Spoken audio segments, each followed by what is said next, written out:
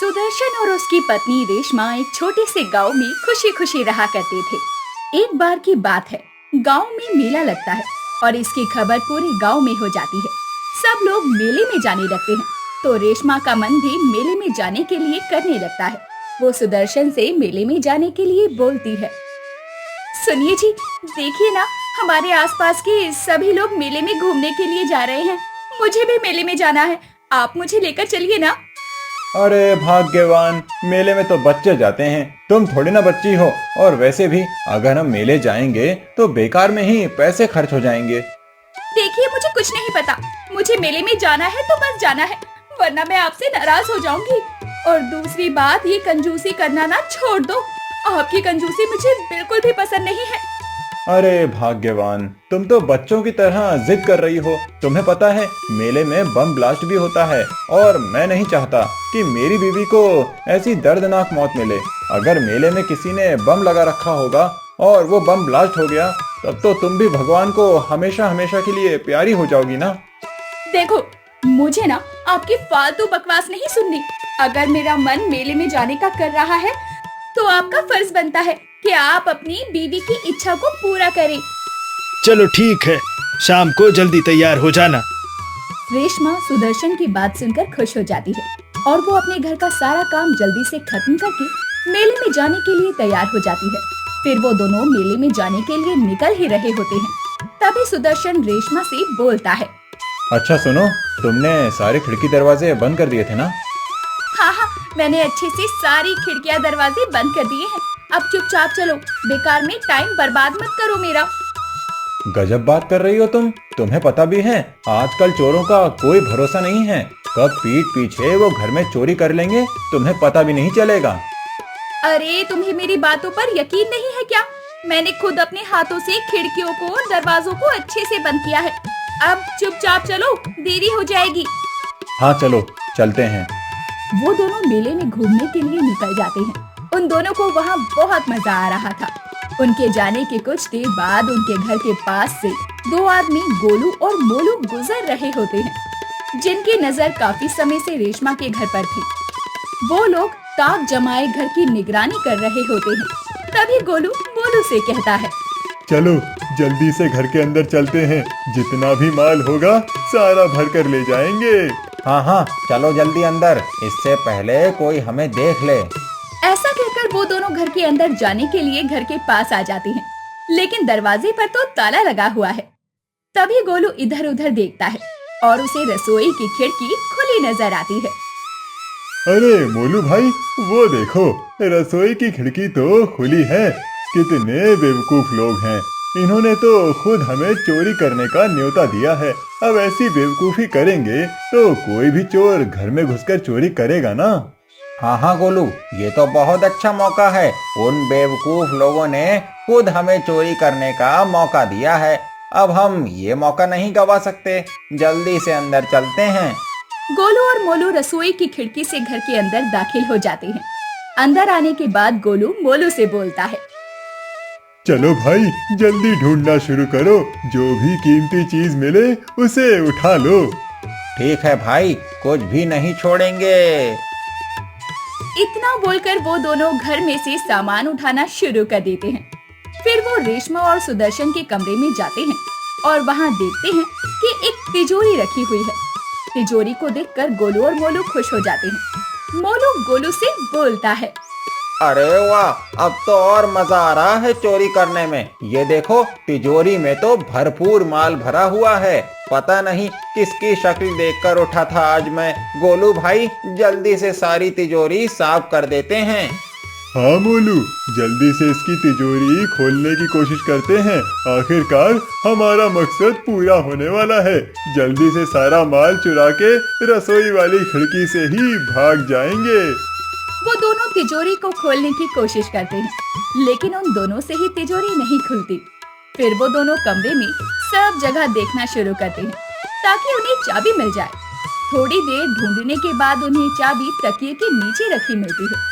चाबी मिलने के बाद गोलू मोलू से बोलता है। कितने अजीब लोग हैं, भला चाबी तकिए के नीचे कौन रखता है? अरे अगर ऐसे ही 4-5 बेवकूफ लोग और मिल जाएं, तब तो मजा ही आ जाएगा। वही तो, ऐसे तो कोई भी चोर आकर चोरी कर सकता है।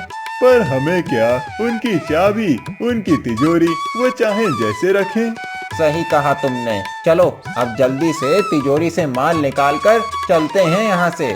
हाँ चलो जल्दी करते हैं। वो दोनों तिजोरी में से सारा पैसा और गहने निकालकर वापस रसोई के रास्ते बाहर निकल जाते हैं और अपने घर चले जाते हैं। उनके जाने के कुछ देर बाद ही रेशमा और सुदर्शन घर वापस आ जाते हैं। घर पर आने के बाद वो दोनों देखते हैं कि घर की हालत तो बिगड़ी हुई है। सुदर्शन जल्दी से अपने कमरे में जाकर देखता है कि उसकी तिजोरी खुली हुई है और सारी चीजें उसमें से गायब है। उसे बहुत गुस्सा आता है। वो रेशमा से चिल्लाते हुए बोलता है, मैंने तुमसे पूछा था ना कि सारी चीजें सही से बंद हैं या नहीं। तुमने कहा था कि मैंने सभी चीजें सही से बंद कर दी हैं, तो फिर घर में चोरी कैसे हो गई? अरे मैंने अपने हाथों से सब कुछ अच्छे से बंद किया था। आप तो बेकार में ही मुझ पर चिल्ला रहे हो। इसमें मेरी क्या गलती है? वैसे भी चोरी करने के लिए कोई रास्ता चोर अपना ही लेते हैं। तुम्हारी गलती नहीं है तो किसकी है? ना तुम मेले में जाने के लिए बोलती और ना ही घर में चोर आते। अरे मैं तो लुट गया हूँ, बर्बाद हो गया हूँ। मेरा सारा सामान चोरी हो गया।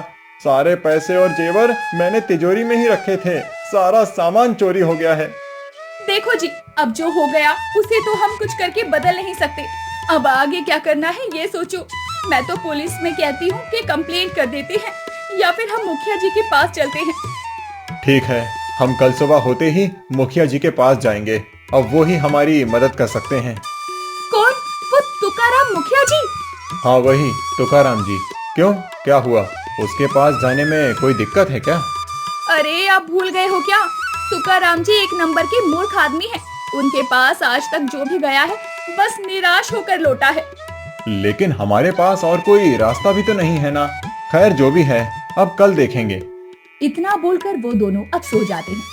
अगले दिन वो दोनों तुकाराम मुखिया के पास अपनी व्यथा को लेकर जाते हैं। सुदर्शन तुकाराम को अपनी पूरी बात बताता है। उसको सुनने और समझने के बाद तुकाराम उनसे बोलता है, तो आप ये कहना चाहते हैं कि मैं चोर को पकड़कर ले आऊं, या फिर आप ये कहना चाहते हैं कि चोरी मैंने की है? नहीं नहीं मुखिया जी, हमने ऐसा कब कहा कि चोरी आपने की है, या फिर हमने ऐसा कब कहा कि आप चोर को पकड़कर ले आओ। मैं बस ये कहना चाहता हूँ कि आप अपने आदमियों से बोलकर उन चोरों का पता लगवाएं, ताकि हमें हमारा खोया हुआ धन मतलब लुटा हुआ धन मिल जाए। अच्छा, और क्या चाहते हो तुम मुझसे? जब तक चोर नहीं मिल जाते तब तक के लिए आप हमें कुछ रुपए उधार दे सकते हैं। कितने रुपए चाहिए? ज्यादा नहीं, बस हम अपना पेट भर सकें। ठीक है, मैं तुम्हें 50,000 दे देता हूँ। 50 कम तो नहीं है ना? जी मुखिया जी, ये तो बहुत ज्यादा है हमारे लिए। आप कितने ब्याज पर दे रहे हैं हमें? तुम्हें कितने ब्याज पर चाहिए? तुकाराम की ये बात सुनकर सुदर्शन सोच में पड़ जाता है। उसको कुछ समझ नहीं आ रहा था कि वो बोले तो क्या। तभी वो अपनी पत्नी से पूछता है, तुम बताओ भाग्यवान, कितने ब्याज पर लेना सही रहेगा? आप 1% ब्याज बोलिए इन्हें। क्या 1%? लेकिन ये तो बहुत कम है। अरे आप एक बार बोलो तो सही। ये एक बेवकूफ मुखिया है। ये जब भी हमें 50,000 देने को तैयार है तो ये हमारे मन मुताबिक ब्याज पर पैसे देने के लिए भी तैयार हो जाएगा। आप एक बार बोल कर तो देखो। ऐसा है क्या? ठीक है, मैं यही बोलता हूँ। सुदर्शन अब तुकाराम से बोलता है, मुखिया जी, आप हमें 1% ब्याज पर रुपए दे दीजिए। जब चोर मिल जाएंगे और हमारा पैसा वापस आ जाएगा तो हम आपको लौटा देंगे। ठीक है, मैं तुम्हें 1% पर रुपए दे दूंगा। और कोई मदद चाहिए? बहुत बहुत धन्यवाद आपका मुखिया जी। तुकाराम उनके लिए अंदर से पैसे लेने के लिए चला जाता है। उसके जाने के बाद रेशमा सुदर्शन से बोलती है, देखा आपने, मैंने आपसे कहा था ना वो मान जाएंगे। अरे पूरे गांव को पता है ये बात कि वो कितने बड़े मूर्ख हैं। उनसे जो कोई कुछ भी कह दे वो उसी बात को मान लेते हैं। अरे आप चाहो तो इन्हें पैसे वापस करने की भी जरूरत नहीं है, पर इतनी बेईमानी अच्छी बात नहीं है।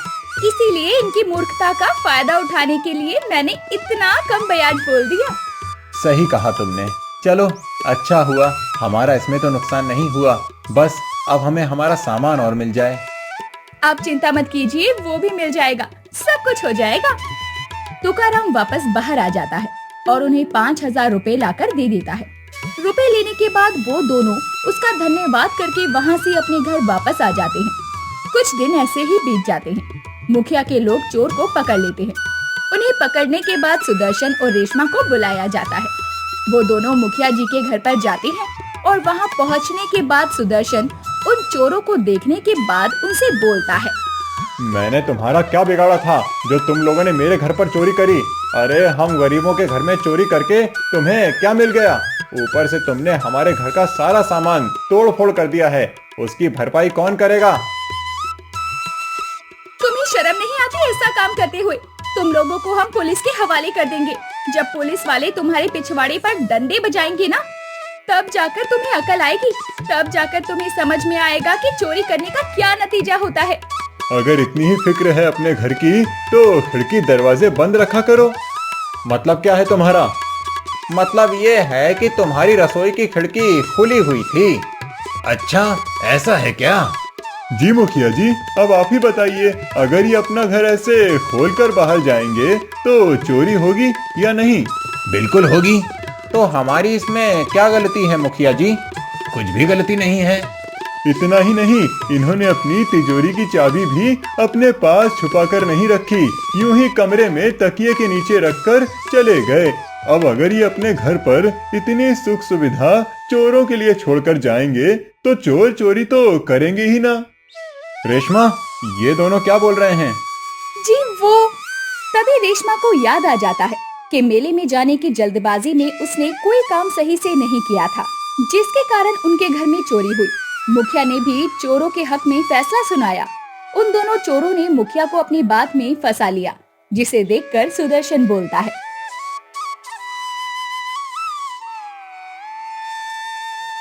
देख लिया ना अपनी लापरवाही का नतीजा। चोर चोरी कर भी गया और हम गलत भी बन गए, और वो मूर्ख मुखिया वो भी चोरों के हित में फैसला सुना गया और हम दोनों बस हाथ पर हाथ मलते रह गए। खाया पिया कुछ नहीं, गिलास तोड़ा 12 आने का, वही हाल हो गया अब हमारा। सुदर्शन भी समझ गया था कि अब उन्हें उनका सामान मिलने से रहा। सुदर्शन रास्ते भर अपनी पत्नी को खरी खोटी सुनाने लगता है। रेशमा अपना मुंह लटकाकर अपने पति की बातें सुनते सुनते घर आ जाती है।